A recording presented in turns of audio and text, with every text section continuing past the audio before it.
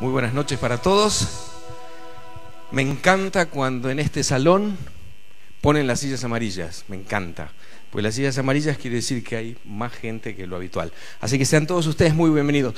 ¿Puedo ver las manos de los que quizás es por primera vez que vienen acá? Aunque es medio un quemo decir esto, pero ¿hay alguien que es la primera vez que viene a Florida? ¿Hay alguien? Muy bienvenida, muy bienvenidos, muy bienvenidos. A ver si alguien se anima, un abracito, un besito, que...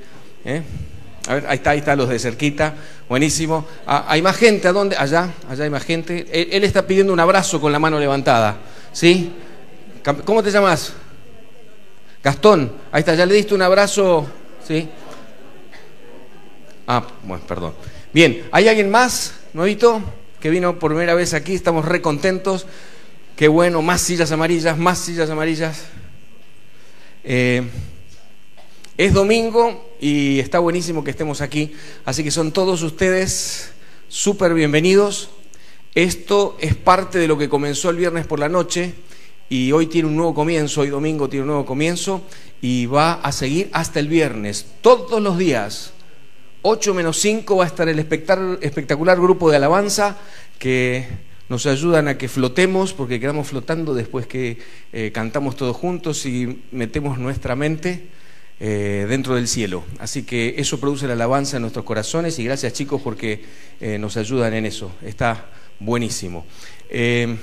Para los que no estuvieron ni el viernes de noche, ni ayer al mediodía, ni ayer a la tarde, quiero decir una palabrita acerca de quien está teniendo los temas. Joel Barrios, el pastor Joel Barrios, hace varios años que está trabajando en Estados Unidos, lleva adelante muchas actividades que tienen que ver con enseñarle a otros la Biblia, la palabra de Dios, y hace muy poquitito lo trasladaron a trabajar dentro de una iglesia de hispanos en una universidad, ¿sí? Una universidad que en su campus tiene una iglesia de gente que habla español y él le toca liderar ese grupo, así que hace muy poquito que está un par de meses en esa iglesia y aunque hacía poquito que estaba ahí y tenía un montón de compromisos y se estaba adaptando él junto con toda su familia, cuando lo llamamos y le dijimos: Joel, tenés un tiempito para dedicarnos a tu ex iglesia, porque él era miembro de esta iglesia hace muchos años atrás, y le costó 2 días arreglar la agenda y está con nosotros por toda esta semana. 8-5 vamos a empezar todos los días a cantar. A los que nos gusta cantar sabemos que tenemos que llegar 8-5, 8-10. Los niños de 11 años para abajo, este es el momento de caminar por los pasillos, ir al salón de arriba y va a haber un programa espectacular para ustedes. Ahí con Ana Claudia y creo que estaba Marlene también, o Marlene lo está esperando. Así que de 11 años para abajo pueden salir, ¿sí? Y sin más preámbulos, Joel, los minutos restantes son tuyos, que Dios te puede usar para su gloria. Muchas gracias, Gabriel. Contento de estar de vuelta con ustedes aquí en esta noche. Voy a sacar algunas cosas que están aquí arriba. Hay una billetera acá. Si no, me la guardo.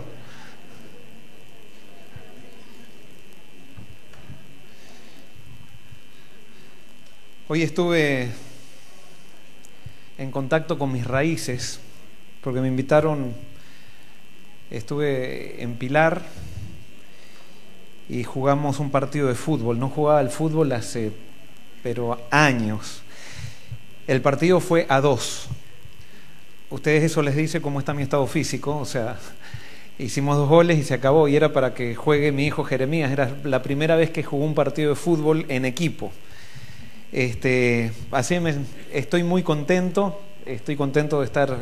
Pero lo que más me motiva es estar ahora con ustedes compartiendo la palabra de Dios. Me alegra también que haya amigos que estén con nosotros hoy por primera vez y espero realmente, estoy seguro, no es que espero, estoy seguro que no solamente a ellos, sino a todos Dios nos trajo porque tiene algo para decirnos. Y por eso, si ustedes me acompañan, vamos a tener una palabra de oración. Padre nuestro que estás en los cielos, vamos a abrir tu palabra y tenemos que predicar, pero es imposible transmitir un mensaje tuyo, porque somos humanos y tú eres Dios. Y es por eso, Señor, que necesitamos que tu Santo Espíritu descienda en cada uno de nosotros y nos haga entender el mensaje que tienes preparado hoy para cada uno de nosotros. Tenemos todos diferentes necesidades, pero hay una necesidad esencial que todos tenemos, que es la necesidad de ti, Señor. Y en ella se pueden cubrir todas las otras necesidades que tenemos. Y es por eso, Señor, te pido que nos bendigas. Te pido que se oculte el yo en esta presentación y sea exaltado Cristo. Que salgamos de aquí llenos, con deseos de venir mañana. Gracias, Señor, por contestar esta oración, porque la pedimos en el nombre de Jesús. Amén. Estaba hablando con una señora que tenía unos 55 años y ella no tenía paz.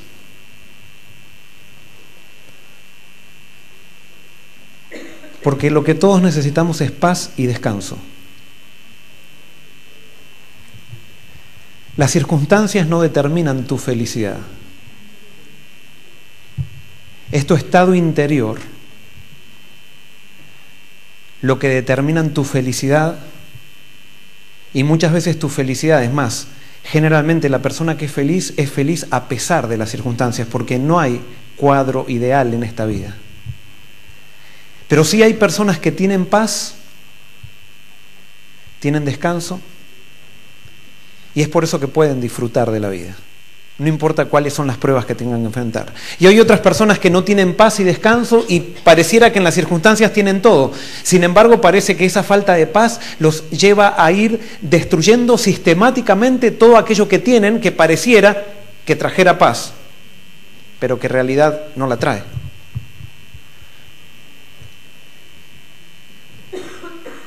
Esta mujer de 55 años había hecho un aborto a los 18 años. Y no encontraba paz. La culpa la carcomía en el presente y la había carcomido durante todos esos años. ¿Qué piensa Dios de esto?, me preguntaba. Y por supuesto, cuando hay un tema sensible que hemos tapado por mucho tiempo y por primera vez lo sacamos, las lágrimas comienzan a acompañar, y ella tenía lágrimas de desesperación. Y es por eso que hoy lo que te quiero presentar en esta noche es cómo se obtiene la paz. Porque generalmente la culpa es una reacción o es lo que se genera por el hecho de sentir que no somos aceptados por Dios. Y sabes que las religiones, todas las religiones tienen que ver, surgen primero para explicar el problema de la muerte y segundo para explicar cómo podemos ser aceptados por Dios. Y de acuerdo a cómo respondemos esa pregunta, entonces vienen las diferentes tendencias, las diferentes filosofías. Y es por eso que hoy yo voy a hablar del tema más importante de la Biblia. Ese tema se llama, lo podemos llamar la salvación, el evangelio, o cómo aceptar la aceptación, cómo ser aceptos delante de Dios sin tener culpa. Y por eso quiero invitarlos a abrir las Biblias. En Romanos, voy a leer unos versículos introductorios muy Romanos capítulo 3. Estos versículos son muy conocidos. Versículos 10 al 12. Y hoy tenemos amigos que vienen por primera vez, pero quiero decirles que yo no les vengo a hablar acá a los amigos que vienen por primera vez, sino que les vengo a hablar a todos. A los que vienen por primera vez, a los que vienen por segunda vez, los que vienen por tercera y los que vienen hace 7 años o 10 o 20 años acá. Porque todos necesitamos el mensaje de la palabra de Dios. Y es necesario que todos entendamos este tema que es fundamental. Romanos capítulo 3, versículos 10 en adelante dice así: pues está escrito, no hay justo ni aún, ¿cuántos? Uno. No hay quien entienda, no hay quien busque a Dios. Todos se desviaron, se echaron a perder. No hay quien haga lo bueno, no hay ni aún uno. De acuerdo a lo que dice la Biblia, la persona que tú te imaginas que es la persona más santa, de acuerdo a lo que la Biblia dice, ¿qué es? Es injusta, es pecadora. No hay justo ni aún uno. Vamos a otro versículo, ahí en el libro de Romanos, Romanos 6, 23.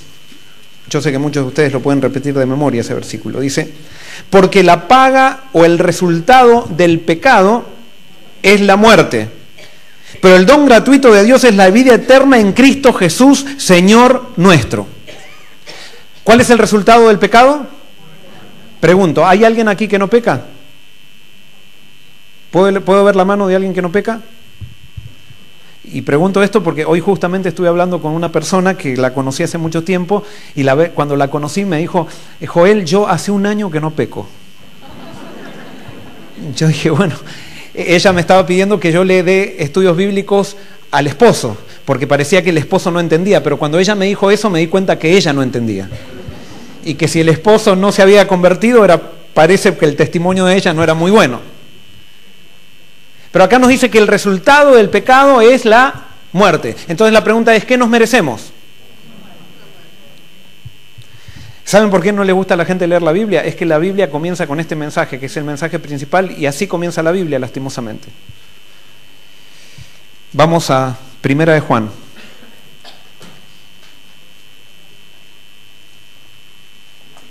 Primera de Juan, capítulo 1,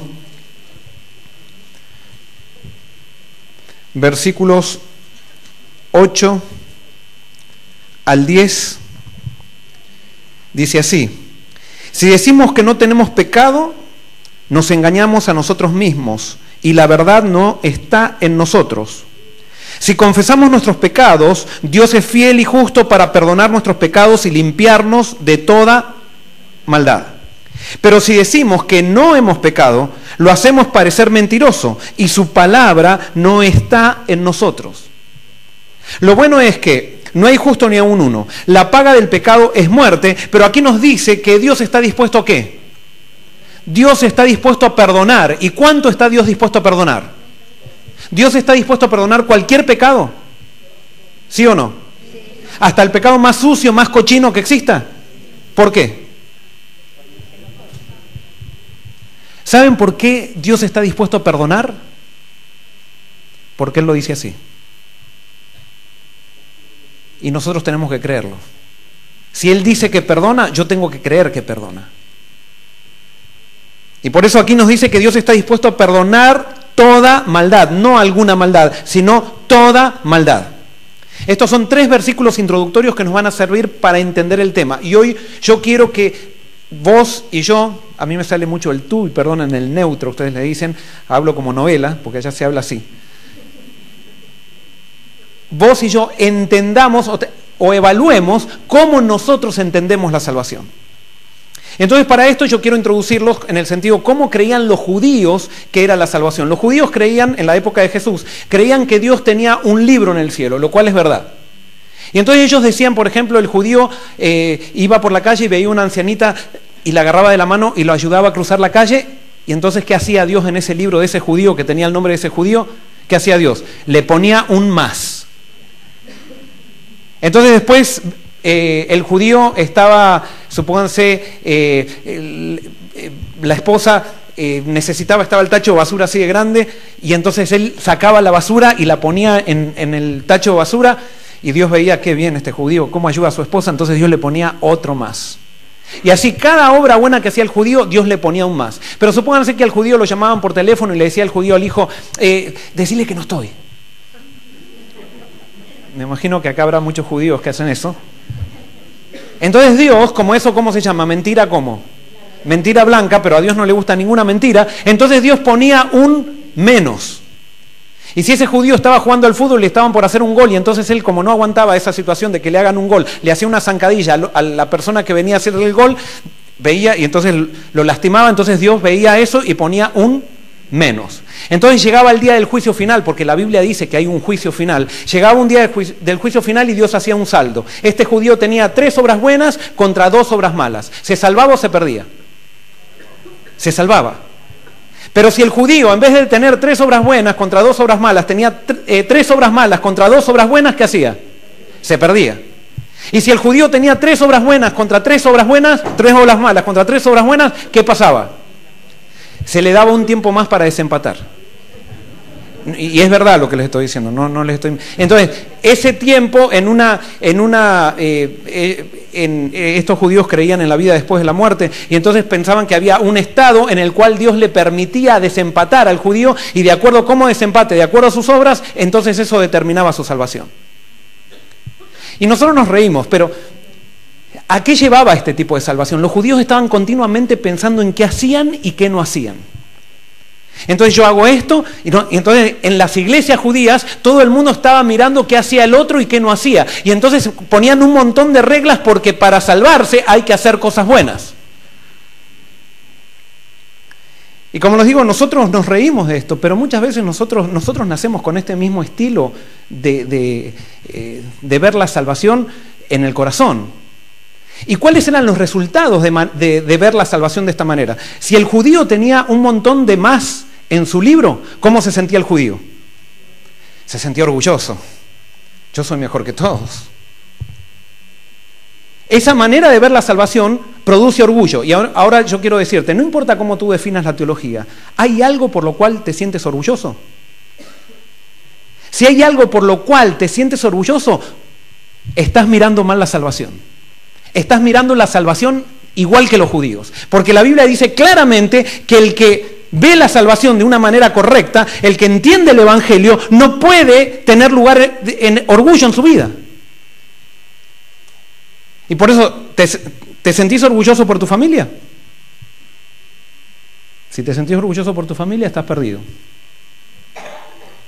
¿Te sentís orgulloso por tus títulos? ¿Porque eres un doctor o una doctora? Estás perdido. De acuerdo a la Biblia, de acuerdo a la Biblia. ¿Te sientes orgulloso por tu iglesia?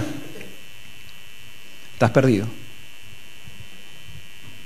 Eso lo dice la Biblia. Pablo dice, cuando yo entiendo la salvación, no hay lugar para el orgullo, para ningún tipo de orgullo. Y como lo dije el sábado, creo que lo dijo el sábado, no hay lugar tampoco para el sano orgullo. Sino que el orgullo es lo contrario a entender la salvación, es lo contrario a la fe. Este tipo de salvación también, ¿qué trae también? Decimos que trae orgullo, también trae desesperación, porque el que tiene muchos menos, dice, a mí por más que me den para desempatar, no me alcanza la vida para desempatar, de tantas veces que metí la pata, ya... Y entonces el que tiene muchos menos dice, no importa, ahora me meto con todo porque yo ya no puedo desempatar. Y hay personas que se sienten así, ellos piensan que ya han hecho tanto mal y entonces se meten más en el mal porque piensan que ya no hay solución. Porque ellos piensan que la salvación es por lo que se hace. Pero entonces los que tienen muchos más, cuando ven a alguien que ha metido mucho la pata, ¿cómo lo consideran? Lo desprecian. Porque él no es como nosotros que venimos a la iglesia. Porque la iglesia nos salva. Y por eso en esta semana no te voy a hablar de iglesias, te voy a hablar de Dios. Los que creemos en Dios vamos a una iglesia, sí, pero no, la iglesia nos salva. Y si estás en una iglesia sin Dios, es una calamidad, porque quiere decir que no entendiste nada. Y por eso el centro es Dios. Y es por eso que donde hay orgullo, donde hay desesperación, no se entiende la salvación. Donde hay división, este tipo de ver la salvación produce división en los grupos. ¿Por qué? Porque hay gente que se considera mejor y hay gente que se considera peor. Y entonces esa gente se pelean unas con otras. Yo sé, y perdonen, yo tengo que hablar, como les dije, yo les hablo a las personas que hoy llegan por primera vez, pero yo tengo que decirle a las personas cuáles son las realidades que vemos en las iglesias cristianas también. Y muchas veces en las iglesias cristianas parecen bolsas de gatos que se pelean unos con otros. ¿Y por qué? ¿Hay un problema en la iglesia? No, no hay un problema en la iglesia, hay un problema con los que van a la iglesia. ¿Cuál es el problema con los que van a la iglesia? Que no entendieron nada. No entendieron para qué están. Han transformado al cristianismo en una cultura, en un club religioso, para venir, sentarse acá y pensar que son mejores que aquellos que pasan por la calle y que no van a la iglesia. Pero muchas veces los resultados que vemos dentro de las iglesias, de las personas que dicen creer en Dios, encontramos vidas vidas peores que el ateo que va caminando por la calle y que no cree en Dios, pero tan siquiera no le hace mal a nadie. Y por eso la culpa de que haya tan pocos cristianos y que haya no tan pocos porque hay muchos cristianos, pero la culpa de que haya tantos ateos es por el hecho que hay tan malos cristianos. Y por eso cuando ustedes encuentran a un cristiano diciendo, estos ateos no entienden nada, pobre, como a veces encontramos, yo escuchaba charlas que decían, bueno, los ateos nosotros cuando tenemos un problema vamos a Dios. Pero el ateo, venimos de Dios, pero el ateo cuando tiene un problema va al zoológico. Porque él viene del mono. Entonces nos reímos, qué tontos los ateos. Cuando ustedes encuentran un cristiano que se burla de un ateo, ustedes encontraron un cristiano que no entendió nada. Porque el cristianismo de Jesús, no el cristianismo cultural, no te puede llevar al orgullo. No te puede llevar al orgullo. ¿Se entiende? Y es por eso que tenemos que señalar las cosas como son, porque en esta semana vamos a hablar de cristianismo bíblico. Porque todos queremos ser cristianos seguidores de Jesús. Porque Él es el centro del cristianismo. Y es por eso que entonces tenemos que analizar. Pero entonces para entender específicamente vamos a hacer ahora una ¿por qué somos salvos? Y ahora les hago una pregunta, vamos a hacer un test. La Biblia, ¿qué enseña la Biblia? ¿La Biblia enseña que somos salvos por obras? La Biblia enseña que somos, y por eso esto es importante entender porque el mundo cristiano no entiende muy bien esto. ¿La Biblia enseña que somos salvos solamente por fe? ¿La Biblia enseña que somos salvos por la fe, más lo que el Espíritu Santo hace en nosotros? Bueno, esas son las 3 preguntas. Hay una correcta en esas 3. Pregunto, ¿se animan a votar? Tiene miedo, ¿no? ¿Somos salvos por las obras? ¿Cuántos van por esa? ¿La Biblia dice que somos salvos solamente por fe? Muy bien. ¿La Biblia dice que somos salvos por la fe más lo que el Espíritu Santo hace en nosotros? Muy bien. Y bueno, ayer también prediqué esto en Villa Martelli y ustedes no son una excepción. La Biblia dice que somos salvos solamente por fe. Pero hay una confusión en el mundo cristiano que nosotros pensamos que somos salvos por la fe, más lo que el Espíritu hace en mí, y por eso tengo que estar transformado para que Dios me acepte. Y si tengo mal carácter, Dios no me acepta. Y entonces ando con culpa todo el tiempo. Y este mensaje es importantísimo entenderlo, porque el paganismo dice que somos salvos por las obras. La religión popular dice que somos salvos por la fe, más lo que el Espíritu Santo hace en mí, que se llama gracia infusa. Y la Biblia dice que somos salvos solamente por fe. Pero a veces nos hacen tanto énfasis en la conducta, tanto énfasis en la ley, que terminamos tergiversando el Evangelio y terminamos tergiversando el mensaje más esencial de la Biblia. Correcto, somos salvos por gracia. Pero lo definimos intelectualmente, pero cuando llega el momento de aplicarlo, seguimos pensando que nos salvamos por las obras. Claro, es por las obras que Dios hace en nosotros, pero ¿se acuerdan la parábola del fariseo y del publicano? ¿Con quién oraba el fariseo? Cuando decía, Señor, te doy gracias porque yo doy el diezmo, ayuno todos los días, soy anciano de iglesia, adventista de 7ª generación. ¿A quién le agradecía? ¿A quién le agradecía? No, le agradecía a Dios. Él le agradecía por todo lo que Dios había hecho en él, y entonces, porque todo lo que Dios le había hecho en él, decía, pobre publicano, este sí que no se merece, Dios no hizo nada en él. Y entonces él se consideraba superior al publicano porque él había sido transformado y el publicano no. Entonces Jesús dijo que ese fariseo se fue a su casa de la misma manera que había entrado a la iglesia. Y no había recibido el perdón de Dios. Sin embargo, había un publicano que decía, Señor, arrodillado decía, sé propicio a mi pecador. Y Jesús dijo, ese se fue con paz. Ese se fue perdonado. Es que nosotros pensamos que el pecado tiene que ver con conductas. Y el pecado solamente tiene una raíz, y esa raíz se llama orgullo. Y hay personas muy orgullosas que se portan muy bien por orgullo. Que son buenos vecinos por orgullo, o sea, porque decían, yo soy buenísimo, tengo una buena educación. Pero es el orgullo. Entonces, esas personas, ¿qué se merecen? Se merecen la muerte. A pesar de que no han hecho nada malo. Ustedes van a ver que Jesús siempre señaló que el pecado es una actitud. Y es por eso que cuando hay verdaderos cristianos que entienden esto, hay personas entonces que reflejan a Cristo. Porque ahí se refleja a Cristo, con las actitudes que se manifiestan en conductas. Pero cuando yo busco solamente la conducta, entonces hay un problema con la actitud. Y entonces entramos a grupos de personas que se cuidan de la conducta y que son tan orgullosos que repelen. Se encierran en un club religioso y repelen por su orgullo. Pero ellos se sienten re bien entre ellos, porque forman parte del club de los santos. ¿Se entiende? Vamos a analizar dos historias en la Biblia que nos ayudan a entender esto. Vamos a Segunda de Reyes, capítulo 21.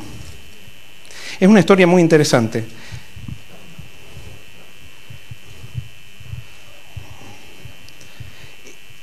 Es la historia del rey Manasés, un rey del pueblo de Dios.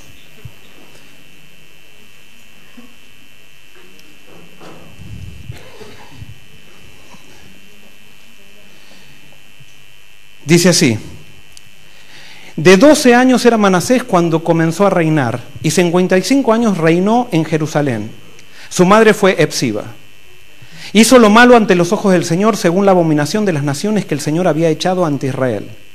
Porque reedificó los altos que Ezequías su padre había derribado. Levantó altares a Baal y postes idolátricos, como había hecho Acab, rey de Israel. Adoró a todo el ejército del cielo y le rindió culto. También edificó altares en la casa del Señor, de la cual el Señor había dicho, yo pondré mi nombre en Jerusalén. Edificó altares para todo el ejército del cielo en los dos atrios de la casa del Señor. Pasó a su hijo por fuego y se dio a observar los tiempos. Fue agorero e instituyó médium y espiritistas, y multiplicó lo malo ante los ojos del Señor para provocar su enojo. Este fue rey del pueblo de Dios, Manasés. Dice que comenzó a reinar, ¿a qué edad dice? A los 12 comenzó a reinar y reinó 55 años, se hizo lo malo. La historia nos dice que él ya a los 14 años ya tenía un hijo, o sea que era una persona muy precoz. Y también nos dice que cambió el culto del verdadero Dios y lo cambió por el culto orgiástico de Baal.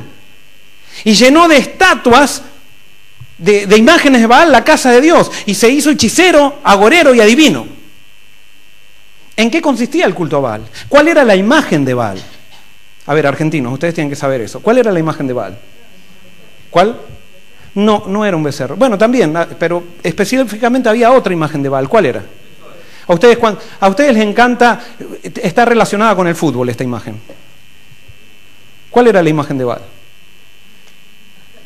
Yo creía que yo soy argentino, pero... Muy bien, ¿qué? ¿Cómo? Muy bien, el obelisco. El obelisco era la imagen de Baal. ¿Qué es el obelisco? El obelisco es un órgano sexual masculino erecto. Eso es el obelisco. Claro, para nosotros ya perdió esa connotación, pero esa era la imagen de Baal. Y por eso el culto de Baal era un culto totalmente que atraía a los sentidos. A la gente le gustaba ese culto porque era sensual. Para adorar a Baal, que el obelisco era una representación del dios Sol, los paganos decían que el sol era el que germinaba la semilla. Entonces, para que la semilla, para que el sol se excite y pueda fecundar a la semilla, entonces antes de adorar al sol había que tener una relación sexual con una prostituta sagrada, que eran las sacerdotisas de Baal, y entonces así ellos podían, entonces el sol podía hacer germinar la semilla y ellos podían tener alimento. Entonces, los templos paganos eran prostíbulos sagrados. Y claro, ¿a quién no le gusta esa religión? Díganme.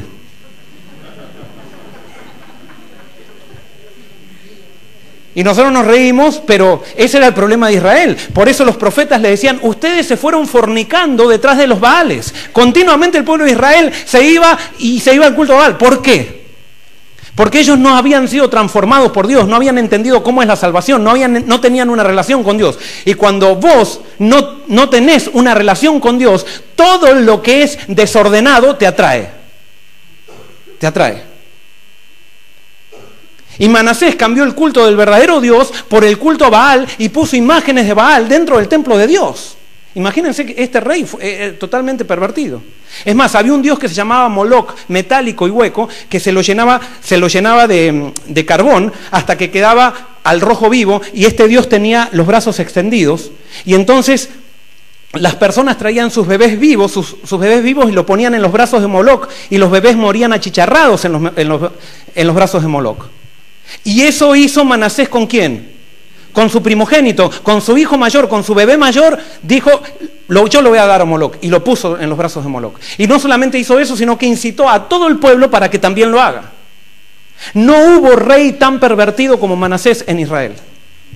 Y fíjense lo que pasó en el versículo 16, 21-16 dice, además Manasés derramó mucha sangre inocente hasta llenar a Jerusalén de cabo a cabo, aparte del pecado que hizo cometer a Judá, para que hiciesen lo malo ante los ojos del Señor.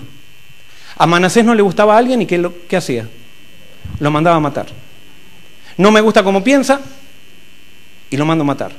Les pregunto, ¿quién fue el profeta que ministró en la época de Manasés? El profeta que ministró en la época de Manasés se llamó Isaías, o se llamaba Isaías. Isaías era el profeta preferido de Jesús, aparentemente porque Jesús era el que más citaba. Entonces Dios le dijo a Isaías, ve, anda y reprende a Manasés por lo que está haciendo. E Isaías, que era un profeta de Dios, fue y reprendió a Manasés. A Manasés no le gustó lo que Isaías le dijo, hizo ahuecar un tronco, lo metió en el medio del tronco y lo aserró por la mitad. Y así murió Isaías, el profeta de Dios, aserrado en las manos de Manasés. De paso, hay mucha gente que cuando alguien no piensa como ellos, le encantaría tener un tronco para meterlo adentro y aserrar. Eso también es otra evidencia de que no entendimos nada. Cuando nosotros le hacemos guerra a aquel que no piensa como nosotros, hay una cita inspirada que dice, no hay evidencia mayor de que alguien está dirigido por Satanás que cuando le hace guerra a alguien que no piensa como él o como ella. Fíjense, nosotros a veces decimos que las evidencias mayores son con cosas externas, pero la Biblia y los escritos inspirados definen al pecado con unas cosas que nosotros no las definimos así, porque es mucho más fácil decir, está en pecado aquel que come esto, que decir está en pecado aquel que es orgulloso, aquel que maltrata a otra persona. Y no quiere decir que entonces tenemos que comer cualquier cosa, ustedes me entienden. Pero Jesús dijo, empecemos por lo más importante, la justicia, la misericordia y el amor. Y si no empezás por la justicia, la misericordia y el amor, no entendiste nada. O no entendí nada, Joel Barrios. Y perdonen, cuando hablo así no estoy yo poniéndome acá más allá del bien y del mal, simplemente quiero hacer claro y enfático cuál es el mensaje de la Biblia. Pero ¿cómo termina la vida de Manasés, este rey tan podríamos decir corrupto y degenerado? Segunda de Crónicas, capítulo 33, versículo 10.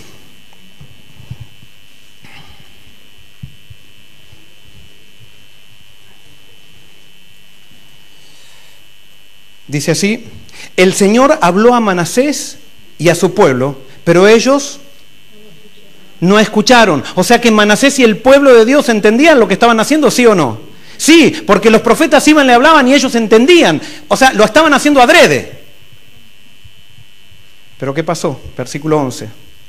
Por eso el Señor trajo contra ellos a los generales del ejército asirio, que aprisionaron a Manasés, pusieron un gancho en su nariz y atado con cadenas lo llevaron a Babilonia. En su angustia, Manasés oró al Señor su Dios, se humilló grandemente ante Dios de sus padres, y cuando él oró, Dios recibió su ruego, oyó su súplica y lo volvió a Jerusalén y a su reino. Entonces Manasés reconoció que el Señor es Dios.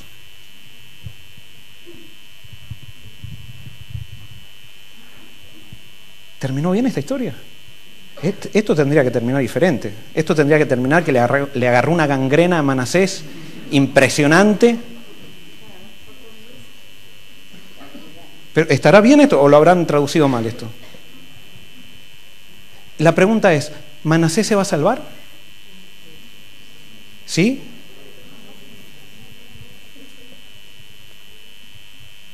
A pesar que fue un rey tan perverso, a pesar de que cambió el culto del verdadero Dios en el pueblo de Dios por el culto orgiástico a Baal. Manasés se va a salvar a pesar de haber dado muerte a su primogénito y haber incitado a los israelitas que hagan lo mismo. ¿Se va a salvar Manasés? ¿Puede ser? Pero no puede salvarse alguien así.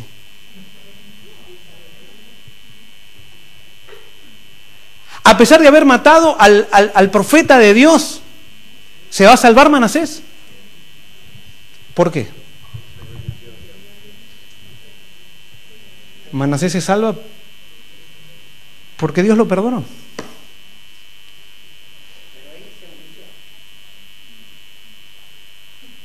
Él tuvo una crisis. Y quiero decirte algo, que ya lo redije el sábado. Las crisis de los hombres son las oportunidades de Dios. Nosotros, hormiguitas chiquititas, nos creemos elefantes, gracias. Me gusta la frase, nos creemos la última Coca-Cola del desierto. Y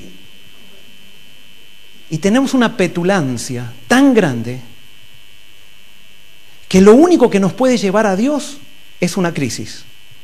Y no es que Dios te manda la crisis para que vayas a Él, sino que las crisis, el orgullo te lleva a tomar decisiones que te llevan a crisis, irremediablemente.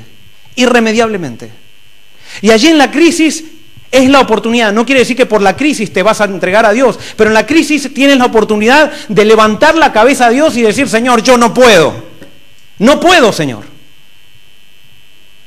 Y quiero que tú puedas en mí. Y cuando Dios escucha eso, porque Dios no te puede salvar a las patadas, a los empujones, cuando Dios escucha eso, es lo que quiere escuchar de cada persona. Está esperando que cada persona, cada uno de nosotros levante la vista al cielo y decir, Señor, yo no puedo, no tengo nada para ofrecerte. Quiero que tú estés en mí. Y Dios baja, te toca y te perdona. Cuando estamos sin Dios, la historia de Manasés nos causa una incomodidad tremenda. Pero cuando empezamos a entender a Dios, decimos gloria a Dios porque esta historia está en la Biblia. ¿Y sabes por qué está en la Biblia? ¿Sabes por qué está en la Biblia esta historia? Por amor a vos. Porque Dios quiere traerte paz. Dios quiere que sepas que hay perdón. No importa lo que hayas hecho en el pasado, porque a Dios no le interesa tu pasado, solamente le interesa tu presente y tu futuro. Dios te toma del lugar donde estás para llevarte a donde está Él. Dios te acepta así como sos, pero te ama demasiado como para dejarte así. Y por eso te dice, vení, no esperes más, no estés con tu culpa, hay descanso en mí, hay perdón en mí. Ese es el mensaje de la Biblia, ese es el mensaje del Evangelio, eso es lo que tenemos que predicar, eso es lo que transforma. El perdón de Jesucristo. Pregunto, ¿alguien que tiene rencor se puede salvar? No se puede salvar, ¿verdad? ¿Por qué? Porque el que tiene rencor quiere decir que no dejó que el Espíritu Santo obre en su corazón, y si no dejó que el Espíritu Santo obre en su corazón, quiere decir que no aceptó a Cristo. Entonces, la pregunta es, ¿Isaías se va a salvar, sí o no? ¿Sí o no? Sí. Si Isaías se va a salvar, quiere decir que cuando Manasés lo estaba serruchando Isaías ya lo había perdonado a Manasés. Porque ese es el resultado de entender la salvación. Perdón. Cuando una persona no puede perdonar, es porque todavía no entendió. Porque cuando tú perdonas, lo que te das cuenta, que liberas a un esclavo, y te das cuenta que el esclavo eras tú. El esclavo de tu rencor. ¿Cuántas veces tengo que tratar en la iglesia con personas que se divorciaron? La otra vez hablaba con una persona que ahora es muy amiga mía, y que había estado en 10 años de depresión, porque un día llegó a la casa y ella estaba con un matrimonio que para ella era totalmente feliz, y el marido le dijo, ya me voy. No era que tenía otra mujer ni nada, pero él decidió irse. Y ella por 10 años comió de ese rencor porque no entendía. Y al final los rencores que tenemos con personas terminan siendo rencores para con Dios, porque al final nosotros decimos, ¿cómo nos hizo esta persona? Pero al que terminamos culpando es a Dios, y le decimos, Dios, pero ¿cómo permitiste cruzarme con esta persona que me hizo esto? Y por eso el secreto de la paz pasa mucho por el perdón, por entender el perdón. Y por eso Isaías, cuando Isaías ya había perdonado a Manasés cuando estaba muriendo. Ahora, ¿Manasés se va a salvar? Sí. Entonces imagínense el día de la resurrección, cuando Isaías se despierta y diga, yo voy a abrazar a Jesús, y va corriendo a Jesús, y ve que Manasés viene corriendo a Jesús también diciendo, voy a abrazar a Jesús. Y entonces, si fuera yo le digo, pero Señor, ¿qué hace este acá?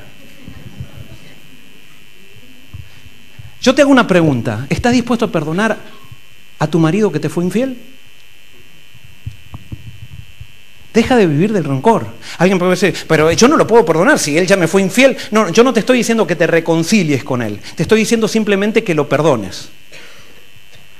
El perdón es una cosa, la reconciliación es otra. Dios nos pide a todos que perdonemos, no importa qué es lo que nos haya hecho. Y podemos, nosotros no podemos perdonar, pero cuando entendemos el mensaje de la Biblia y la palabra de Dios se hace carne en nosotros, nos libera y podemos ser perdonadores como Dios es perdonador. La reconciliación es otra cosa, y eso es otro tema que podríamos hablar otro día. Pero el perdón siempre tiene que darse. Y por eso tenemos un Esteban, que era apedreado, y que si yo fuera Esteban me tiraban las piedras, y entonces nosotros siempre tenemos una excusa para decir, bueno, pero a mí me tiraron piedras, así que yo también se las devuelvo, y le empiezo a tirar piedras de vuelta. Si Esteban hubiera devuelto las piedras, no hubiera habido nunca un apóstol Pablo. Y por eso cuando alguien te esté tirando piedras, recuerda que esa persona puede transformarse en un gran apóstol si tú dejas que Cristo viva en ti. Si tú dejas que el Evangelio se haga carne en tu vida. Y eso es libertad. Nada te puede quitar la paz de Cristo. Y se puede vivir. Porque alguien dice, por eso lo pudo vivir Cristo nomás. No, está Esteban. Esteban, cuando lo estaban apedreando, dijo, Padre, perdónalos porque no saben lo que hacen. ¿De dónde lo sacó eso? De Jesús. Era Jesús viviendo en él. Y cuando Jesús vive en vos, eres libre. Pero para que Jesús viva en vos, tienes que reconocer o tienes que aceptar que Él te perdona. Deja de vivir con cargos de conciencia en tu pasado. Cree en la palabra de Dios. Pero pastor, cuando yo fui infiel, yo sabía que estaba mal y sin embargo lo hice. Sí, Manasés también sabía y lo hizo, sin embargo Dios lo perdonó. Cuando aceptó el mensaje de Dios, cuando aceptó el perdón de Dios, Dios perdonó. Porque Dios no es que perdona, sino que Dios es perdonador. Una persona que perdona puede perdonar una vez, 2 veces, 7 veces, ni no más. Pero la persona que es perdonadora no deja de perdonar. Y Dios, me dice la Biblia, que es perdonador. Ahora yo hago una pregunta, hermanos cristianos que estamos acá. ¿Entendemos este mensaje? ¿Cómo actuamos con aquel que se equivoca? Y alguien puede decir, bueno, Joel, pará. Si no, la iglesia es una viva la pepa. Es que acá no pasa de viva la Pepa o no viva la Pepa, acá es viva Cristo. La iglesia no es un lugar donde enseñamos moralidad, la iglesia es un lugar donde enseñamos salvación, que como resultado se refleja en una moralidad más excelente que la moralidad que nos ofrece las leyes.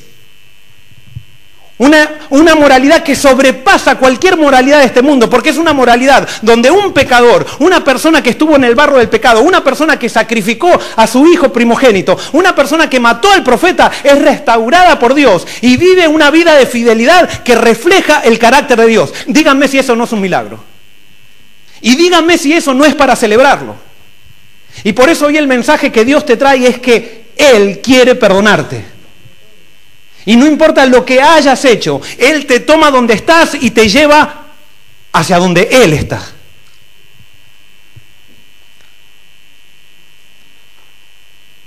Una historia bien cortita, Génesis capítulo 5. Génesis capítulo 5.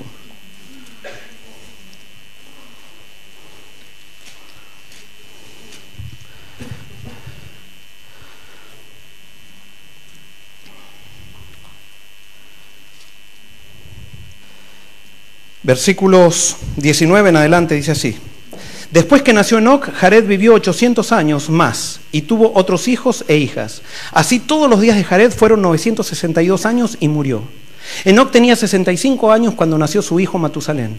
Después que nació Matusalén, Enoc anduvo con Dios 300 años y tuvo otros hijos e hijas. Así todos los días de Enoc fueron 365 años. Caminó pues Enoc con Dios y desapareció porque Dios lo llevó. Esta es una historia un poquito diferente. La Biblia describe la vida de Enoc, una vida tan entregada a Dios, tan íntegra, o sea, una persona que no tenía dobleces en su corazón, que la Biblia lo describe como que Dios caminaba, Enoc caminaba con Dios. Era íntimo amigo de Dios. ¿Y Enoc en qué época vivía? Vivía en la época anterior al diluvio, que la Biblia dice que la época de la segunda venida de Cristo, de la antesala de la segunda venida de Cristo, sería como la época antidiluviana. Quiere decir entonces que Enoc, en una época tan pervertida, pudo caminar ¿con quién? Con Dios. Y me encanta cómo Bullón no sé si es de él o él describe que un día, él dice así, que Enoc salía a caminar todos los días con Dios y caminaban y volvían a la casa de Enoc. Pero un día dice que estaban charlando tan entretenidos que no se dieron cuenta y se escondió el sol. Y entonces Dios le dijo a Enoc, mira, ya caminamos, no nos dimos cuenta, caminamos tanto que estamos más cerca de mi casa que de la tuya. ¿Por qué no te quedas a dormir en mi casa? Y desde ahí Enoc se quedó a dormir en la casa de Dios. Por supuesto, eso no es así. Pero la relación de Enoc era tan estrecha y la Biblia nos dice que el pueblo que esté, los cristianos que estén al fin del tiempo, van a tener la experiencia de Enoc. No van a estar obligados a caminar con Dios. No van a estar nadie pinchándolo para que caminen con Dios, sino que ellos van a querer caminar con Dios porque van a ser íntimos amigos de Dios. Es más, tan íntegro era Enoc que no se registra ningún pecado aquí en la Biblia acerca de la vida de Enoc. Impresionante. Y Dios se lo llevó al cielo. La pregunta es, ¿Enoc va a ser salvo? Bueno, ya está salvo. ¿Qué pregunta?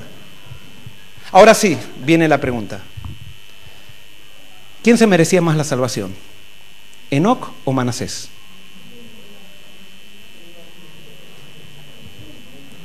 ¿Quién se merecía más la salvación?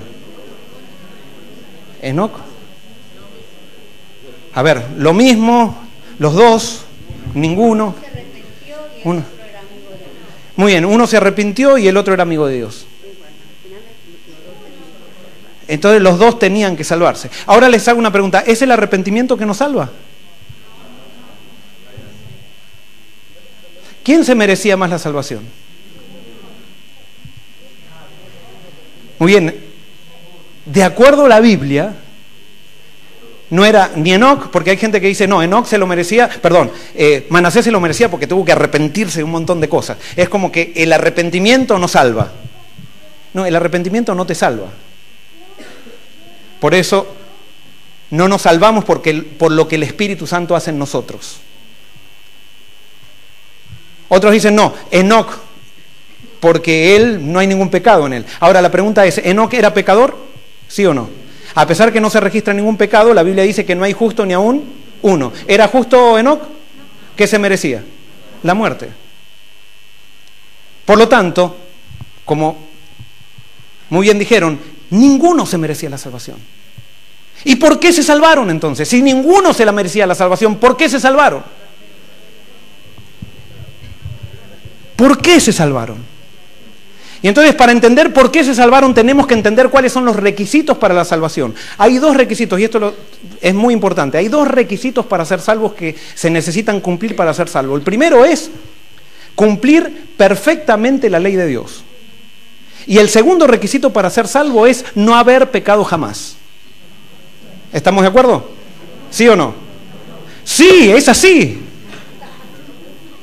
Ese es el requisito para la salvación. El requisito para la salvación es cumplir perfectamente la ley de Dios y no haber pecado jamás. Ese es el requisito para la salvación. Y eso es lo que determina que ninguno sea justo. Y entonces, cuando nos dicen cuáles son los requisitos para la salvación, entonces, ¿cuál es la conclusión que sacamos? Estamos todos perdidos. Pero ahí aparece la gracia de Dios y dice, ¿sabes qué? Yo tengo un regalo. Y ese regalo no es una cosa, no es un no es un auto, no es una cuenta bancaria. Yo tengo un regalo y ese regalo es una persona. Y esa persona es mi hijo. ¿Vos te merecés la muerte? Porque vos no cumpliste los mandamientos, porque viviste pecando. Ahora yo te voy a dar algo. Yo voy a ir a la tierra y yo voy a vivir perfectamente la ley de Dios.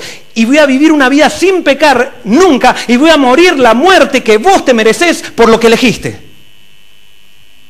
Y entonces Dios te dice, lo único que te pido es que me aceptes. Lo único que te pido es que aceptes mi oferta de amistad. Y si tú aceptas, o si vos aceptás mi oferta de amistad, estás salvo. ¿Por qué? ¿Por qué fue perdonado Manasés? ¿Por qué? Manasés fue perdonado porque aceptó a Jesús, porque aceptó al Cordero y fue amigo del Cordero. ¿Por qué fue aceptado Enoc? Por la misma razón. ¿Cuál fue la ventaja que tuvo Enoc con Manasés? Enoc disfrutó la vida más que Manasés. Manasés recién se dio cuenta que el sentido de la vida estaba en Dios y al final de su vida se entregó a Dios. Y a pesar que se entregó a Dios, que logró paz, que Dios transformó su vida, tuvo que cargar con un poco más de heridas que Enoc. Pero los dos son salvos gracias a Jesús. ¿Por qué tú vas a ser salvo? ¿Por qué yo soy salvo? Es gracias a una persona. Es gracias a algo que pasó fuera de mí hace 2000 años. Es gracias a una persona que Dios envió para ocupar mi lugar. Eso es el Evangelio. Entonces, ante esa realidad, ¿cuál es la diferencia entre una persona que peca un pecado y una persona que peca 1.000.000 de pecados? ¿Cuál es la diferencia? Y yo te hago una pregunta, ¿por qué desprecias al borracho que está tirado en la alcantarilla? ¿Por qué desprecias a aquel que tuvo debilidad y cayó? ¿Por qué? ¿Sabes por qué? Porque no entendiste el Evangelio. Si nosotros hubiéramos vivido en la época de Jesús, hubiéramos sido, no sé, yo no sé si lo hubiera seguido. Porque ponte en el lugar. Jesús se desvía de su camino para encontrarse con una samaritana. Y nosotros utilizamos siempre Juan capítulo 4 para decir cómo se hace un abordaje a una persona que no conoce a Dios. Y nos encanta romantizar a la Biblia, pero tenemos que aplicarla realmente y entender lo que pasaba allí. Jesús se va con esa samaritana. ¿Y cuál era el problema que tenía esa samaritana? Le había robado 4 o 5 maridos a otras personas. ¿Cómo se llama eso? Era una adúltera. Era una adúltera la samaritana. Y Jesús va en busca de la samaritana. Y comienza a charlar con ella, le pide un favor. Pero entonces cuando entra en relación con la samaritana, la confronta con su pecado, porque Jesús, si hay algo que te va a hacer, es siempre confrontarte con tu pecado. No es que Jesús te dice, ay, no importa, no importa. No, importa muchísimo. Pero porque importa muchísimo, Él está dispuesto a salvarte de tu pecado. Pero Jesús a la samaritana le hace la revelación que a nadie le hizo en su historia aquí en la tierra. ¿Qué le dijo a la samaritana? Le dijo, yo soy ¿quién? El Mesías. No se lo dijo a nadie Jesús, se lo dijo a esa mujer, a esa mujerzuela rompe matrimonios. Si tú hubieras sido alguien que está expectando ahí, ¿hubieras entrado a la iglesia de Jesús? A una rompe matrimonios, se está eligiendo como discípulo. Y alguien puede decir, pero Joel, no prediques estas cosas a ver si la gente piensa que el adulterio es correcto. Acá no estamos diciendo que el adulterio es correcto, lo que estamos diciendo es que Cristo es más grande que el adulterio. Lo que queremos decir es que el perdón de Dios, el amor de Dios, hasta puede transformar el adulterio. No vamos a adulterar para que Cristo nos perdone, pero si adulteramos, hay perdón en Cristo.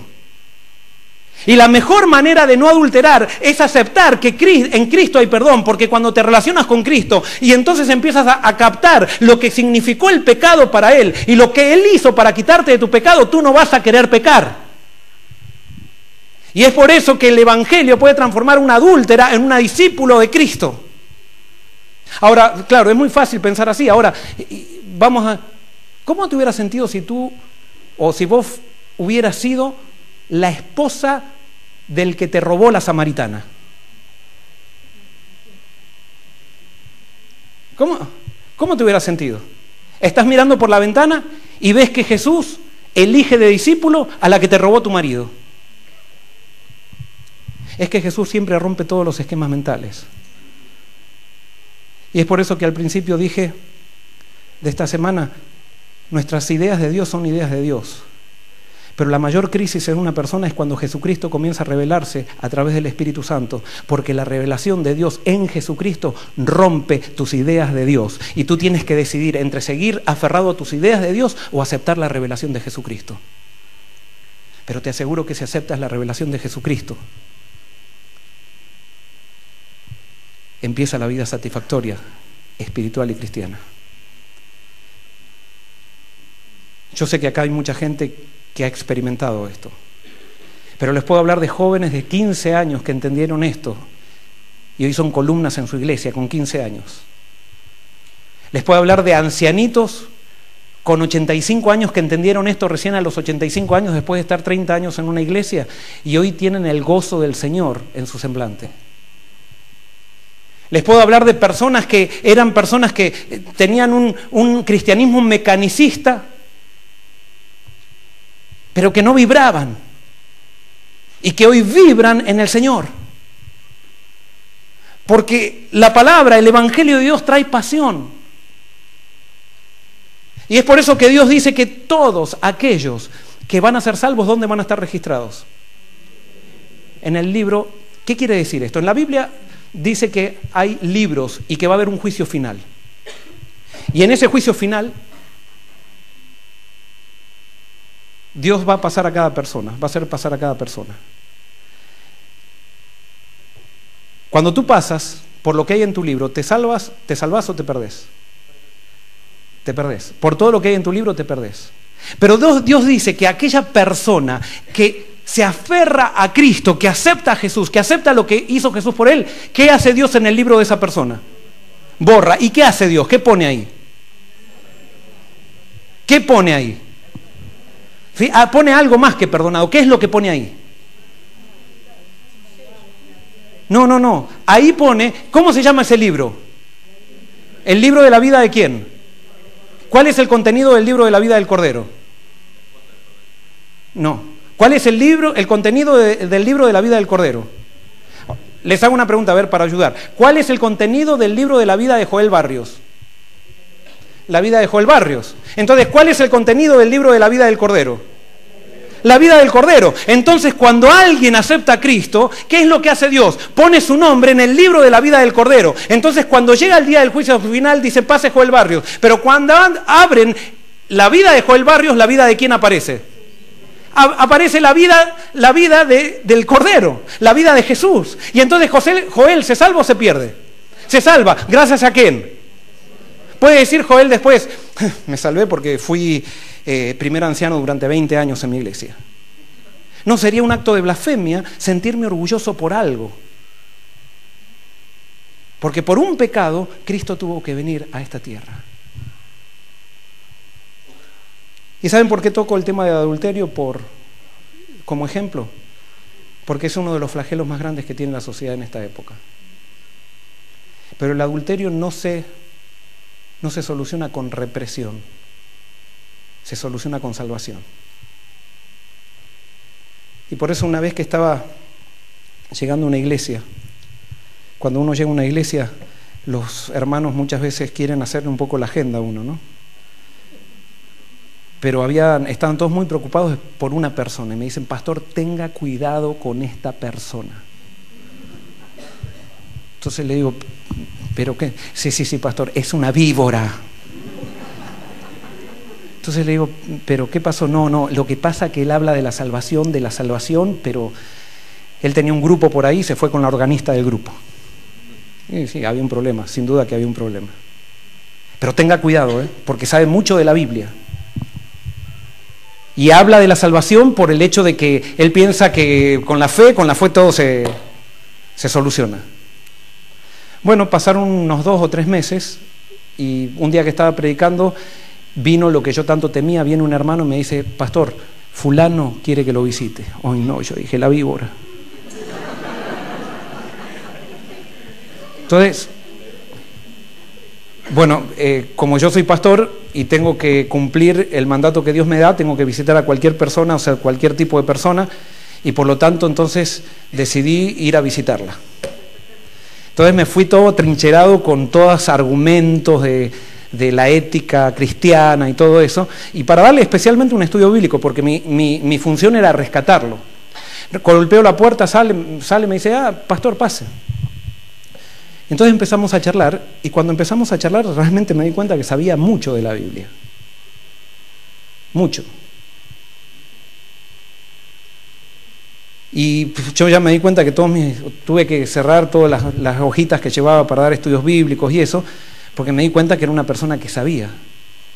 Y él manifestó interés en que estudiemos la Biblia. Y empezamos a estudiar la Biblia de una manera más informal. Y pasó un año, y esta persona entonces dijo, Joel, quiero bautizarme. Pero claro, cuando él dijo que quería bautizarse, había un grupo de cristianos en otro lado que conocían su caída, y como yo no era un pastor ordenado en esa época ni nada, no tenía la autoridad que ahora me conceden para bautizar, entonces yo tenía que depender de otras instancias para que haya un bautismo. Y entonces cuando se enteraron otros cristianos de otra iglesia que por ahí cercana y que habían sido testigos de su pecado, hicieron una comisión y mandaron esa comisión a mi iglesia a prohibir el bautismo.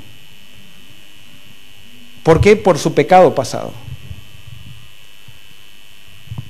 Y entonces cuando él se enteró de esto, me dice, Joel, ¿sabes por qué yo predico el tema de la salvación? ¿Sabes por qué yo predico el tema de la justificación por la fe? Porque yo soy un adúltero, Joel. Ya dejé el adulterio, pero yo soy un adúltero. Pero en Cristo encontré la paz para mi vida. En Cristo encontré el descanso.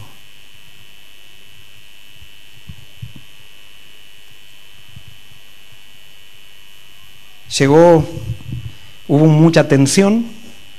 Entonces él recibió una llamada telefónica el sábado antes de bautizarse del pastor que estaba por sobre mí, una persona a quien quiero mucho. Esto fue lejos de acá, así que no se hagan problemas, no traten de dilucidar los nombres, nada por el estilo. Pero entonces esta persona le dijo, fulano, Joel y yo nos estamos jugando la cabeza por vos. Por lo tanto, cuando te bautices, cuídate. Cuando él me contó esto, no era que yo la tenía clara, pero en ese momento el Espíritu Santo muchas veces nos pone claro algo en la cabeza. Y le digo, fulano, él ni yo nos estamos jugando por vos. El que se está jugando por vos es Jesucristo.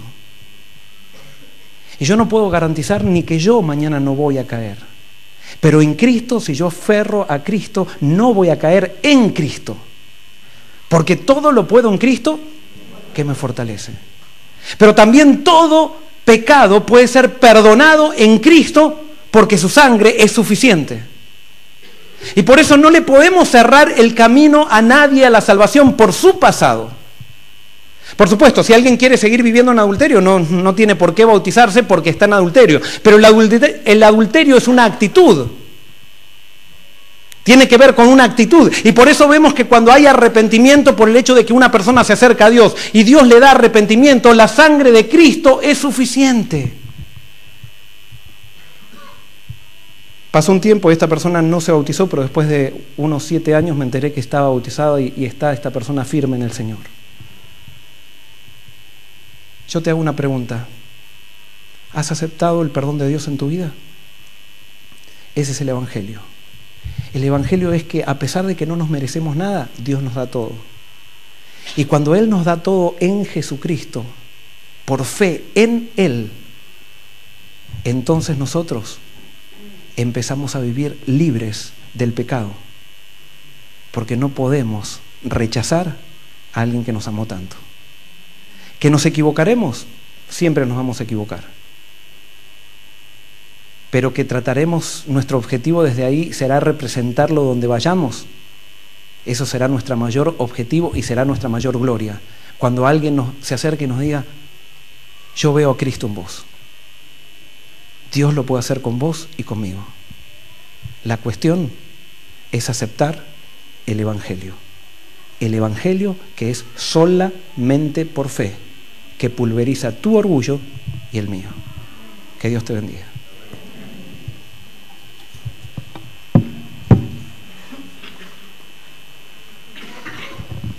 Muchas gracias, pastor.